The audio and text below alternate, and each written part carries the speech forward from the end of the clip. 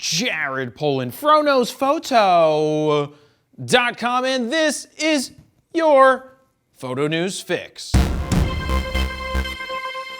This fix is brought to you by Tamron and their Father's Day sale, where from now until June 17th, you can get instant savings of $100 off their 70-200 2.8 G2 lens. Now, I've tested this lens and it passes the sniff test and then some. For more information about the 70-200 2.8, head on over to bit.ly/TronFather.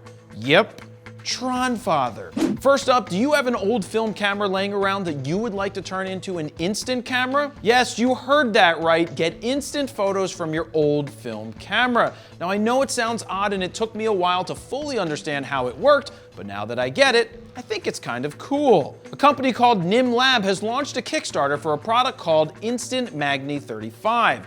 It works by replacing the film back of your film camera with a plastic attachment which houses an enlarging optic film back, which attaches to an aluminum lens barrel, which finally attaches to a film ejection unit, which utilizes the readily available Instax square film, and then finally, it also reverses your image. But Jared, will this work with any film camera, you ask? Well, great question, because no, it won't. But it does work with a large number of Nikon, Leica, Olympus, Canon, and even a company that no one's ever heard of called Pentax. Now, this isn't entirely a new idea, as in the 1960s, Nikon developed something called the Speed Magna 100, which utilized Polaroid pull and peel 4x5 film to give you instant photos. It never took off due to the size and weight, but if you like this reimagined idea, you can give it a kick in the ass in the right direction by dropping $100 on their Kickstarter. Nim is looking to raise $50,000 in the next month, and at the time of recording this, they have 359 backers for a total of $44,552. But my big question is, can you actually get your eye up to the viewfinder? Next up, did you know Nikon was suing Carl Zeiss and ASML for patent infringement in the Netherlands?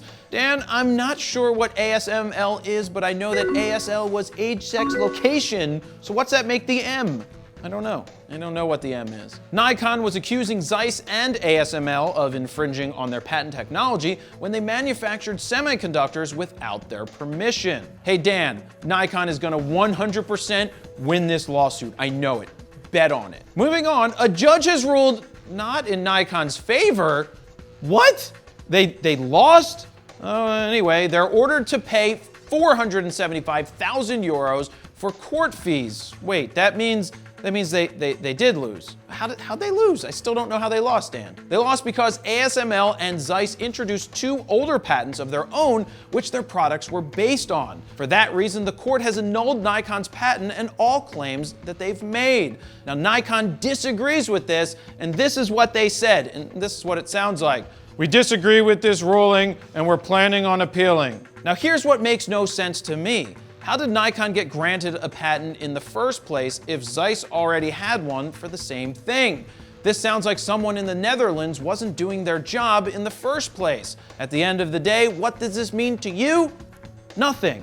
Absolutely nothing. And finally, Nikon has made a development announcement, and no, it's not the announcement that we've been waiting for. A development announcement is when a company tells you they're going to make something, and they just wanted to tell you about it. This just in, everybody, I'm developing something that I'm proud to announce, and want to announce that I will be announcing it at a future time.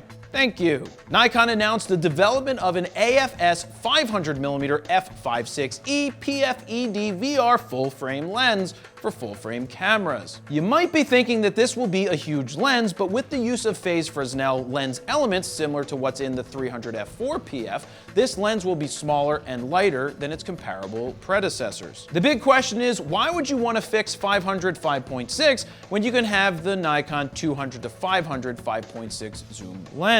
Well, one reason is the lens weighs over 5 pounds and prime lenses will always be sharper. I own the 300 f4 PF and it's super light, super sharp, super small, which is the reason why I traded my 300 2.8 VR2 for it. My guess is that the 500 5.6 will weigh in around 2.5 pounds and cost roughly $3,200.52. Right now, shooters who want a fast fixed 500mm lens need to drop $10,000 on a lens that weighs 7 pounds. Now, will the 5.6 be better? Probably not, but it will be easier to lug around and it may be worth the trade-offs. What do you think? Would you want a 500 5.6 PF? Let me know down below. And there you have it. That's your photo news fix this time around. To check out the last photo news fix, go ahead and click on the screen right about here. And don't forget to like, comment, share, subscribe, and all of that good stuff. And that's it. Jared Polin, FroKnowsPhoto.com. See ya.